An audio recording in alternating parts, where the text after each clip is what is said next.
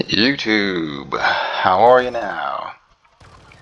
Merry Christmas and happy holidays, everybody. If you don't celebrate, still hope you have a good time. Good New Year. Been playing some Modern Warfare 2 recently in Invasion and have been noticing a trend of easier lobbies. So my stats have basically doubled across the board. Recent games compared to overall history, everything's basically double. So I've been averaging over a 3 KD in my recent games, whereas in the beginning of the game's life cycle, it wasn't uncommon that I would go negative KD in Invasion. So Invasion's the only game mode that I've played. I've played a couple games of Ground War, but that's about it. So it's been consistent across the board until recently, where things have been getting noticeably easier. So obviously in the beginning I didn't have all the guns and attachments unlocked. I didn't have the perks and like the field upgrades, so those definitely help out, especially like the insertion beacon in Invasion, where you can set up in a good spot and not have to run across the map every time you die. So you're definitely able to get more kills that way, able to die less with perks like Ghost and that kind of stuff. But do those things actually make that big of a difference to double your stats? Basically, I don't think so. So something is going on. What it is, I'm not really sure. Is it the party preferences, setting those from competitive to casual? I wouldn't think so, but that doesn't stop me from changing it to casual every time I log on and play, just in case it does do something. Or could it be just that less people are playing Invasion now? The majority of people are playing like Shipment or Shoot House to level up guns or unlock camos. Or maybe it could be that just less people are playing in general, since basically the player population has dropped to about a third of what it was at peak when Warzone and DMZ initially released. At least on Steam charts, that's what it is. But I'm pretty sure that's indicative of the entire player population, including consoles and that kind of stuff as well. It may not be a perfect indicator, but it's probably a pretty good snapshot. So that could be the case. Or maybe Infinity Ward and the developers have cut back on the skill matching, at least in Invasion and the bigger game modes. But you don't really know. I don't really know, honestly. Could be a combination of those things, could be none of those things. That's kind of the problem with the hidden skill matching system in general. You never really know what's going on. You never really know if your performance has something to do with it, or if it's just the game itself trying to help you out or trying to hurt you and hold you back. That's really the main issue. You don't really know what's going on. So I don't really have a problem with skill-based matchmaking in general, as long as it's transparent.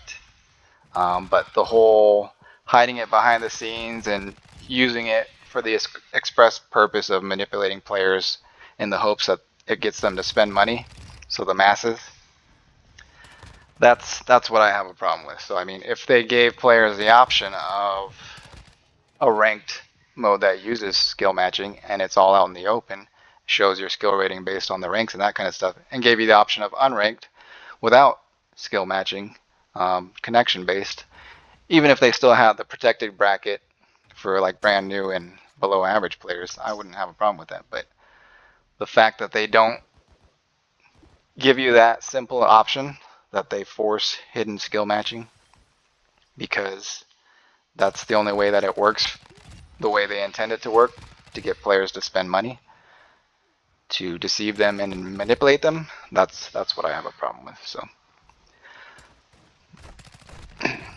I wish they would at least have one game mode without the hidden skill matching. So like in Modern Warfare 2019, the ground war game modes didn't have hidden skill matching, at least not in the beginning, like the first year while I was playing it. It didn't. It might have been added later on, so that's what I heard, but it wasn't there while I was playing. So at least you had the option, even if you didn't like playing traditional multiplayer because of the strict hidden skill matching. You had something to do. So whereas this game doesn't seem to have it, even in the big modes. There's no options. I mean, I would even be okay with them just having a bots only mode like Invasion with just bots and no real players if they're going to force skill matching, where you can still level up your guns, unlock attachments, that kind of stuff. Maybe not as fast as in real multiplayer with real players, but at least have progression in that mode available, you know? Options is all I'm asking for, really. But when potentially billions of dollars are on the line and they believe the only way to achieve that financial outcome is to deceive and manipulate their player base, I mean, I don't think it's really going to change until it starts affecting their bottom line. Until players start having enough of it and stop spending the money that they expect them to spend.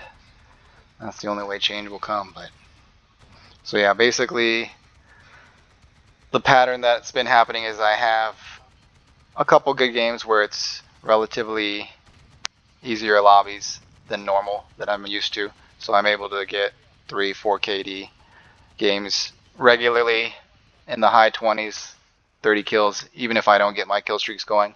Whereas if I do get my kill streaks going, then I can pop off. So games where I went like 44-3, 47-5, 41-1, 35-2, those never happened in the earlier life cycle of the game.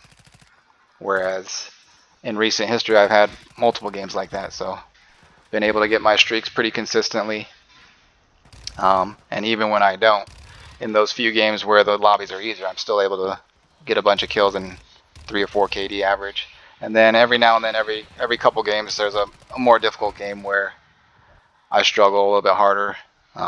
Usually get cut short right before I get my streaks going. So that seems to be the pattern. A couple easy games and then a hard game, and that seems to be the way that it's been going. Whereas before that, there was never any easy games. It was always those hard games where I would struggle to get my kill streaks going, and wasn't uncommon that I would go negative KD. So even though I was getting a bunch of bot kills, I would get killed by players while reloading or giving away my position by killing the bots. So bot kills don't count. You can get 100 bot kills and 10 player kills, and it'll only count those 10 player kills towards your kills and then your KD as well. So even if you go 100 bot kills and 10 deaths, if only 10 player kills, it's basically 10-10, not 110-10. So that's what the KD is based off of, and that's why I was going negative KD in the early cycle. But even with that in consideration, now I'm going 3-4 KD without getting my streaks going. So definitely something has changed. Not really sure what it is, but it does make the game more enjoyable. It's just I wish it was more consistent, you know.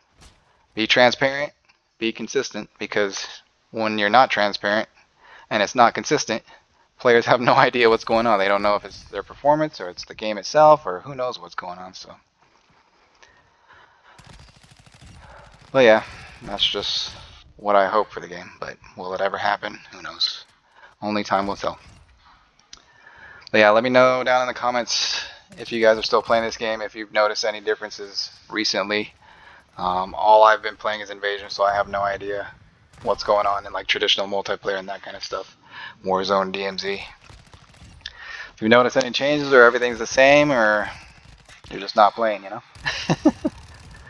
Really, there's not a whole lot of interest. I'm not really all that interested in the game anymore, but there's not a whole lot else going on either. So, but yeah, thanks for watching. I'll see you guys in the next one. Peace.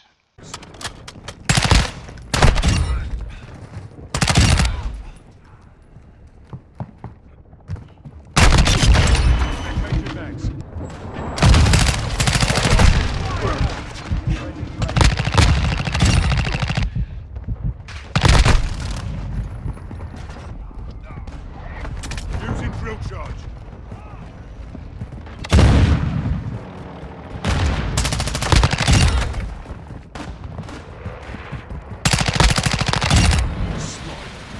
Reloading. VTOL entering this sector.